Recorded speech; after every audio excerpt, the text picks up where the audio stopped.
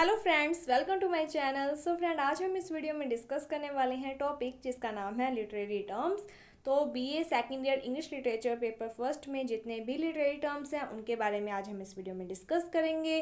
अगर आपको BA second year English literature paper first के बारे में कुछ भी पढ़ना है तो आप नई शुरुआत यूट्यूब चैनल को सब्सक्राइब कर लीजिए। वहाँ पर प्लेलिस्ट बनाई गई है, उस प्लेलिस्ट पर अगर आप जाते हो तो वहाँ पर BA second year English literature paper first के नाम से एक अलग से प्लेलिस्ट है जिसमें आपको हर एक टॉपिक, हर एक पोएम की जो वीडियोस है वो मिल जाएंगी। नोट्स बनवाए गए हैं वो भी आपको मिल जाएंगे। एंड इसके साथ ही आप टेलीग्राम चैनल नई शुरुआत को भी ज्वाइन कर सकते हो। वहाँ पर आप अपने कोई भी डाउट्स वगैरह हैं उन्हें भी पूछ सकते हो और किसी टॉपिक पर वीडियोस चाहिए तो आप वहाँ पर बता सकते हो। एंड सो स्टार्ट करते हैं। सबसे पहला जो लिटरेरी टर्म है उसका नाम है ड्रामेटिक मोनोलॉग। ड्रामेटिक मोनोलॉग क्या होता है? Dramatic monologue means self conversation और स्पीच, यानी कि अपने आप से जो हम बात करते हैं, जो हमारी खुद की स्पीच होती है खुद के लिए, ठीक है, उसे क्या कहते हैं? Dramatic monologue. मोनोलॉग का मीन्स होता है, मोनो का मीन्स होता है एक, लॉग यानी कि डायलॉग से बना है, यानी कि एक पर्सन के द्वारा बोले जाने वाले स्पीच, शब्द, ठीक है, जो वो खुद से बोलता है। It means a person who is speaking to himself. इसका मतलब है कि एक पर्सन जो कि अपने आप से बात कर रहा है।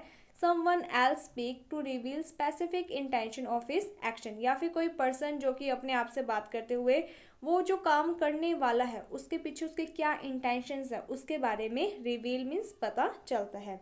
और सबसे पहले या सबसे ज़्यादा इसका यूज़ किसने किया है? तो रॉबर्ट ब्राउनिंग ने किया है।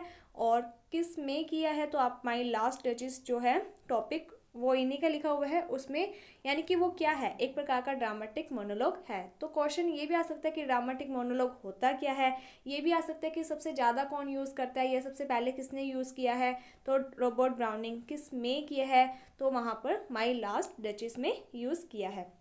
ये सारे जो क्वेश्चन है 3 तरीके से वो बन सकते हैं। तो मैंने आपको तीनों ही तरीके बता दिए हैं। पहला मीनिंग, दूसरा किसने यूज़ किया, तीसरा कोई एग्जाम्पल पूछ लेंगे तो आप दो कोई एग्जाम्पल देख लेना।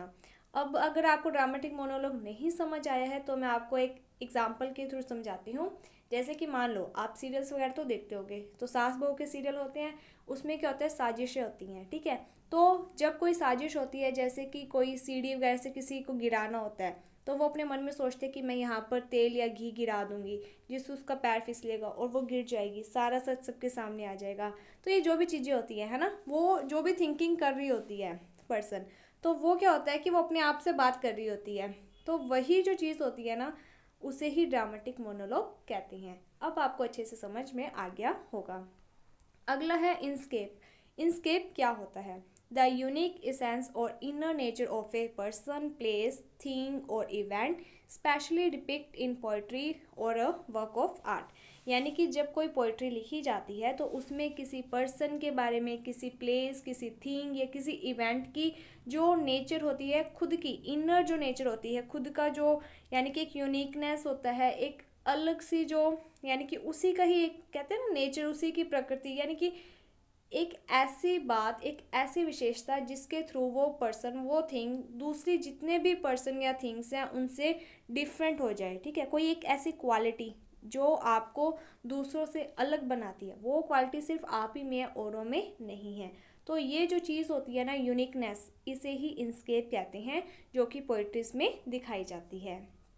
इसके बाद यहाँ पर है स्प्रिंग रिदम। मैं आपको एक चीज़ बता देना चाहती हूँ, हर ये जो जैसे इंस्केप है, इंस्ट्रेस है, स्प्रिंग रिदम है, ये जो 3 लिटरेरी टर्म्स हैं, इनके लास्ट में आप एक लाइन लिख सकते हो, this term is invented by G.M. Hopkins. ये 3 जो टर्म्स हैं, इन तीनों ही टर्म में आपको G.M. हॉपकिंस का नाम लिखना ज़रूरी है। इससे आपका जो आंसर है वो इफेक्टिव बनेगा एंड आपका जो आंसर है वो एक लाइन लंबा भी बन जाएगा, लॉन्ग हो जाएगा, ठीक है। अगला जो है वो है स्प्रिंग रिदम। स्प्रिंग रिदम क्या होता है? तो a mathematical system device by G.M. Hopkins, कि ये जो है स्प्रिंग रिदम, इसको किसने डिवाइस किया है, किसने इसको कॉइन या इन्वेंट किया है? तो G.M. हॉपकिंस ने किया है। Composed of 1 to 4 syllable fit that start with a stress label. यानी कि मेन तो क्या है कि ये एक प्रकार का रिदम है, ठीक है, जिसमें छंद वगैरह का यूज़ होते हैं और ये एक बस आप समझ लो कि आपको ये लाइन है इसी तरीके से रट लेनी है कि इसमें क्या होता है 1 से 4 तक जो सिलेबल्स की एक फिट यानी कि 1 से 4 सिलेबल फिट वाली एक लाइन होती है जिसकी स्टार्टिंग है जो वो स्ट्रेस लेवल से होती है। वैसे तो क्या होता है पहले अनस्ट्रेस लेवल आता है फिर स्ट्रेस लेवल आता है ज़्यादातर, लेकिन इसमें क्या है कि सबसे जो स्टार्टिंग है वो किससे हो रही है, स्ट्रेस लेवल से हो रही है। बस आपको इतना ही ध्यान में रखना है। इसके बाद है वार पोइट्री। नाम से पता चल रहा है ऐसी पोइम्स जो कि युद्ध के बारे में युद्ध के समय लिखी गई हो, ठीक है।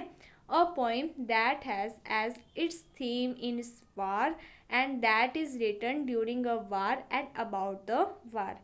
एक ऐसी पोइम जिसकी थीम क्या है, वार, युद्ध, और ये लिखी कब गई है, ड्यूरिंग अ वार, युद्ध के जब युद्ध हो रहे होंगे या युद्ध के बाद या युद्ध होने के टाइमिंग या होने की संभावना पॉसिबिलिटी के टाइम लिखी गई होगी। और किसके बारे में लिखी गई है, तो वार के बारे में लिखी गई है। आप एग्जाम्पल लिख देना जैसे कि रॉबर्ट ब्राउनिंग की poetry the dead the soldier. ये 2 पोइम्स हैं जो ये वार पोइट्रीज में आती हैं। इसके बाद नेक्स्ट है बैलेड। बैलेड क्या होता है, बैलेड एक प्रकार की स्टोरी हो सकती है जो कि म्यूज़िक में बताई जाती है। जैसे कि एक है ना, खूब लड़ी मर्दानी थी वो तो झांसी वाली रानी थी। तो ये हमने क्या किया, हमने एक म्यूज़िक के रूप में, एक कविता के रूप में किसी पर्सन की तारीफ़ की है। जैसे फोक सॉन्ग होते हैं, लोकगीत, वो सब बैलेड में काउंट होते हैं। और ballad is a type of poem that tells a story and was traditionally set to music. यानी कि बैलेड क्या है, एक ऐसी पोएम होती है जिसमें हम एक स्टोरी बताते हैं, किसी पर्सन के जो महान काम होते हैं उनकी हम स्टोरी बताते हैं। और ये जो पोएम है ये किस तरीके से गाई जाती है, जैसे कि हम म्यूज़िक गाते हैं। English language ballad are typically composed of 4 line stanza. ये जो बैलेड्स है ये जो स्टैंजा लिखा जाता है वो 4 लाइन का स्टैंजा होता है। और इसकी जो राइम स्कीम होती है that follows an ABCB rhyme scheme. यानी कि जो बैलेड्स है ये स्टैंजा में लिखे जाते हैं। पोइम्स में पोइम की स्टैंजा होती है, स्टैंजा में 4 लाइन्स होती हैं और ये जो 4 लाइन्स होती हैं इनकी जो राइम स्कीम है वो होती है ABCB। इसके बाद नेक्स्ट है फ्री वर्ड्स। फ्री वर्ड्स क्या होती हैं, फ्री का मीन्स होता है कि वर्ड्स का मीन्स होता है कविताएं, फ्री का मीन्स होता है कि हर एक तरीके से फ्री है, कोई छंद, कोई तुक, कोई लय ताल ना हो जिसमें, ठीक है। A poetry that does not any rhyme and does not have a regular rhythm. एक ऐसी पोएम जिसमें ना तो कोई राइम स्कीम होती है ना ही कोई रिदम होती है। Poetry is free from the limitation of a regular meter. एक ऐसी पोइट्री जो कि फ्री होती है लिमिटेशन से, कौन से, रेगुलर मीटर, यानी कि कोई छंद वगैरह नहीं होते हैं। The poet can give his own shape to the poem. यानी कि जो पोइट है वो अपने तरीके से पोइम को शेप दे सकता है, हाउ एवर ही और शी डिज़ायर, जैसे उनकी इच्छा हो। तो आज हमने इस वीडियो में इतने लिटरेरी टर्म्स पढ़ लिए हैं, बाकी के जो लिटरेरी टर्म्स हैं वो हम अपनी नेक्स्ट वीडियो में पढ़ेंगे। सो होपफुली आपके लिए जो वीडियो है वो हेल्पफुल रही होगी। अगर आपको कोई भी डाउट है तो आप कमेंट सेक्शन में भी बता सकते हो, आपका डाउट दूर कर दिया जाएगा। अगर आपको ये वीडियो अच्छी लगी है तो like my video, subscribe my channel. Thank you friends for watching my video. Thank you.